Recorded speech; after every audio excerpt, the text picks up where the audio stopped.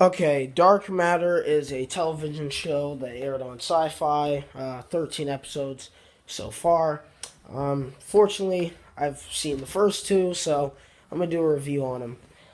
Now, Dark Matter starts off. We have six main characters. They all wake up on this damaged ship, and they have no idea who they are. And they come to meet each other and give each other names: one, two, three, four, five, and six, and they're all trying to figure out who they are, where the ship is supposed to go, and what their overall purpose is. They come across a robot. That robot kicks their asses, and then number two, who's the brains of the group and the ship commander, programs it so it's on their side, and bam, we got our show. Now, the good thing about this cast is they're likable enough characters. The actors are nothing spectacular, but they do a good job for the most part. They kind of react in the way people would react if they had no memory of who they are. But I must say, sometimes their reactions are a little unbelievable. Like when they finally find out who they are and what they're doing on the ship, only like two of them are really freaked out about it, and only five identities are revealed.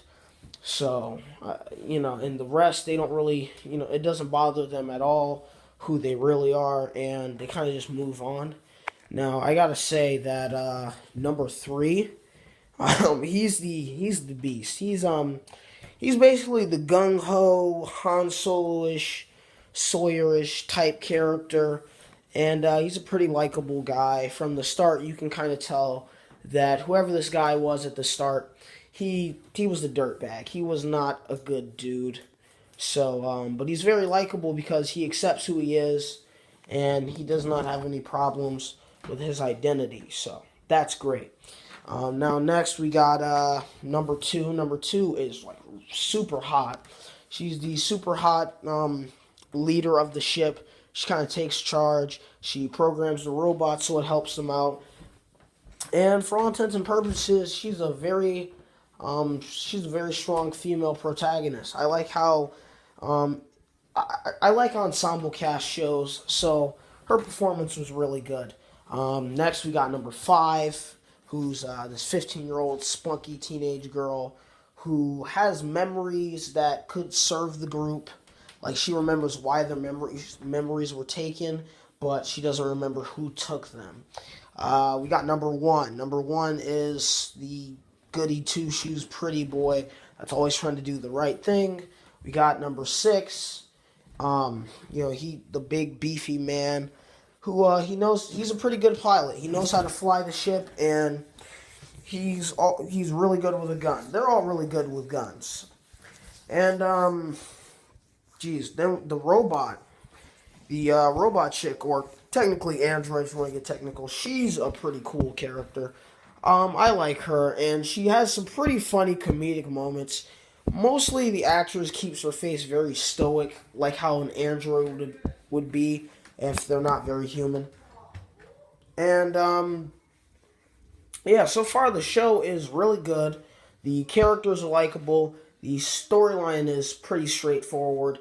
We're basically in a universe where you have basically the storyline for the first two episodes is that you have the Ferris Corporation trying to get this miners planet. They found valuable resources in the asteroid belt, and the miners planet is the only place they can store the troops because it's the only hospitable planet nearby. And our main characters touch down on the miners planet because that's the ship's original destination, which is found thanks to the robot lady. They land down there, and basically they come to the conclusion that the miner colony. They're waiting for this guy's people, Rothgar's people, and that she has a necklace, and Rothgar told her that whoever comes bearing this necklace is the people who's coming to bring them help.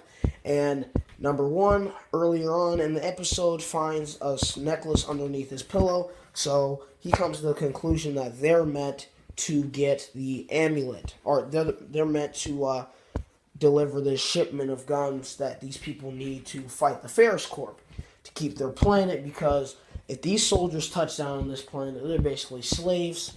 So the group gets into a debate about that because it's basically a suicide mission, because you got a handful of people on this planet that suck with guns, and most of them just want to sell their guns and, figure out who they are and just fly away because it's not their problem. That's mostly number three.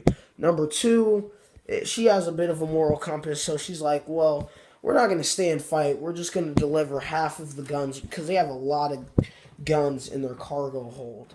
So we're going to sell half of the guns, and then we're going to be on our way. And then everybody's like, okay. All the guys are like, okay, she's hot, so we'll follow her. So they follow her lead, and they deliver half the guns. But number one does the dumb thing, and Ferris Corporation shows up earlier than expected. So now, for a reason I'm not going to spoil, number one, number three, and number six, because all the characters identify themselves by numbers, not by name. They don't want to use the names they had before. So number one, number six, number three, and number four are stranded on that planet, and they're like, screw it, let's fight. So they fight, and yeah, it's pretty awesome. The special effects in this show, they're not high budget, and I think that's great because we don't get a lot of digital blood, and the gunfight scenes are really cool. All the fight scenes are pretty awesome, and it's ground warfare. So if you're into stuff like Saving Private Ryan or whatever, or you're into like stuff like Star Wars, where you most of the time have these people in firefights, this is the show for you. I'm going to give the rating of this show, so far at least, I have the right to reserve my opinion.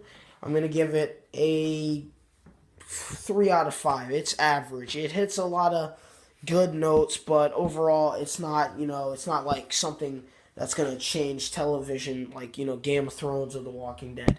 It's not really doing anything innovative, and a lot of the times the television show plays it really safe, I feel. So yeah, it's a good show for all intents and purposes. You should check it out. I'm enjoying the heck out of it. So yeah, that's all I got to say. Don't forget to like, comment, and subscribe to my channel for more awesome comments. I'm Tiger Brinson. Have a nice day.